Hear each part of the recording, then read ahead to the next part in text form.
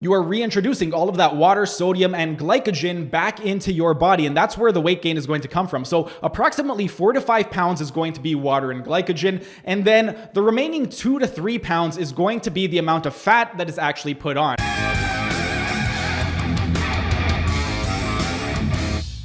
Hey everyone, thanks for tuning in. Steven here with Team Euphoric, and today I'm going to be talking about holiday weight gain. It's that time of year again where Christmas Eve and Christmas Day people tend to overindulge in food, and with that comes some weight gain. And with the weight gain comes a lot of people freaking out about losing the progress that they made the entire year leading up to these 2 days. So I want to break down some myths and misconceptions with regard to the holiday weight gain that you put on. First of all, if you put on some weight over the last 2 days, you do not need to worry about it and you don't need to freak out, because a lot of the weight is not going to be actual fat. In order to talk about this, I want to talk about myself first. Every single morning when I wake up, within 30 minutes of waking up, I am 5 pounds heavier than when I woke up first thing in the morning. And within 30 minutes, I am also leaner than I was first thing in the morning. You may be asking yourself, how the hell is that possible? How do you put on 5 pounds in 30 minutes and be leaner in the process? Well, it's very simple. When it comes to lean mass, we have lean mass and we have fat mass. Fat mass is basically your fat tissue, and then lean mass is everything else. It's your muscle, bones, tendons, ligaments, organs. Everything that is not fat is going to be your lean mass. Myself, every single morning when I wake up, I start my day by drinking roughly 1.7 liters of water every single morning. I have 3 glasses. Each glass is about 560 to 580 milliliters. So 1.7 liters is roughly 3 3/4 pounds of water weight that I'm adding to my body every single morning.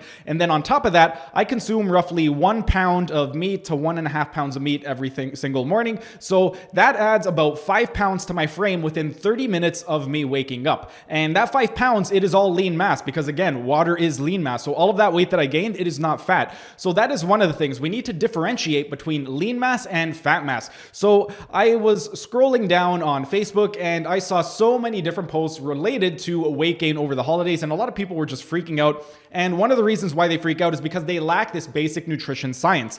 But if you know anything, then you know that there's nothing to be worried about. I'm going to just break down one of these posts that I saw. It was from the Keto for Beginners group, and this one woman was saying, went off keto on the 23rd and gained 7 pounds. Really though, this way of life is brutal. Can anyone relate? Now, one really important thing that I would like to touch on with regard to this specific post, if you are somebody that is following either the keto diet or the carnivore diet, you are going to lose a lot of weight in the first week, because a lot of that is going to be water and glycogen leaving your muscle. Essentially, when you eliminate carbs from your diet, your insulin levels are going to drop. And when your insulin drops, this is going to signal your kidneys to release sodium. And once your body releases sodium, water is going to leave with it. That is why a lot of people that follow the keto diet or the carnivore diet can lose a lot of weight within the first week. It's not that they're actually losing fat mass, they are losing lean mass, they are losing water and glycogen. So this is not something that you need to worry about, because as soon as you reintroduce carbs into your diet, you are going to add weight, and that weight is not going to be fat. It is going to be predominantly water and glycogen in that first week. So if you are gaining 7 pounds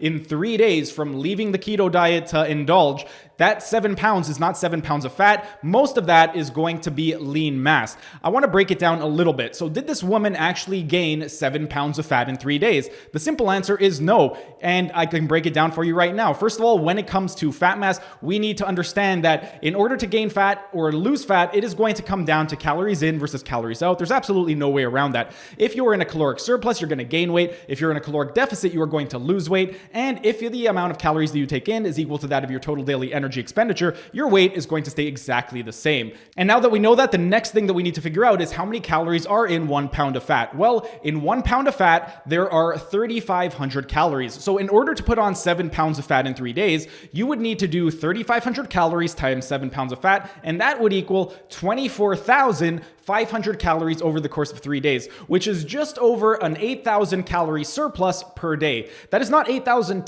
total calories, that is 8,000 calorie surplus, so on top of your maintenance. Now, with regard to this, one of the things that we need to understand is that that needs to be an 8,000 calorie surplus of potential usable energy. We need to subtract the thermic effect of food, that is the calories that are going to be burned off from the food. So let's go ahead and do that. First thing I want to do is round it down to 8,000 just to make the math a little bit easier. With regard to the thermic effect of food, we know that fat burns roughly 3% of the total calories through the digestion process. With regard to protein, it's going to be 20 to 30% that's going to be burned during the digestive process. And with regard to carbohydrates, it's going to be roughly 10 to 15% that your body is going to burn through the thermic effect of food. So now that we know that, next step is to determine how many calories you would need to consume in order to be in an actual 8,000 calorie surplus in order to put on those 7 pounds in 3 days. So let's take a look first with regard to fat. With regard to fat, if you are somebody who is following a keto diet such as this woman right over here,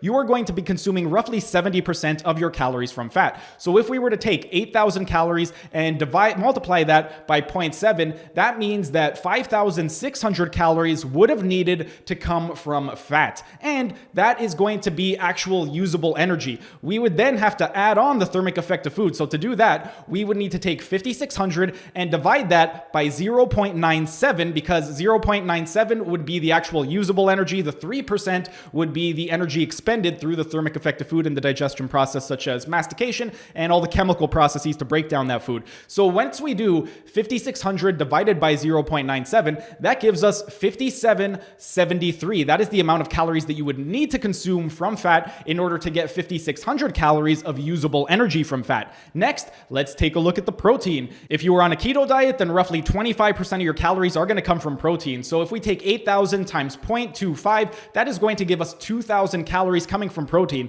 Then we have to add on the thermic effect of the food. Because we know that it burns anywhere from 20 to 30% with regard to protein, let's average it out and say 25%. So that means 75% is going to be usable energy. So if we take 2,000 calories and divide it by 0.75, that gives us 2,667 calories total. And then once we remove the thermic effect of food, that would give us our 2,000 calories of usable energy. Next, we are going to do our carbohydrates. For this woman, since she's following keto, she's probably consuming somewhere around 5% of her calories from carbohydrates. So 8,000 times 0.05 equals 400 calories divided by 0.925, which would be adding in the thermic effect of food. That would give us a total calorie count of 432 calories of carbohydrates in order to have 400 calories of usable energy from carbohydrates. So if we were to add up 5,773 plus 2,667 plus 432, that would give us 8,872 calories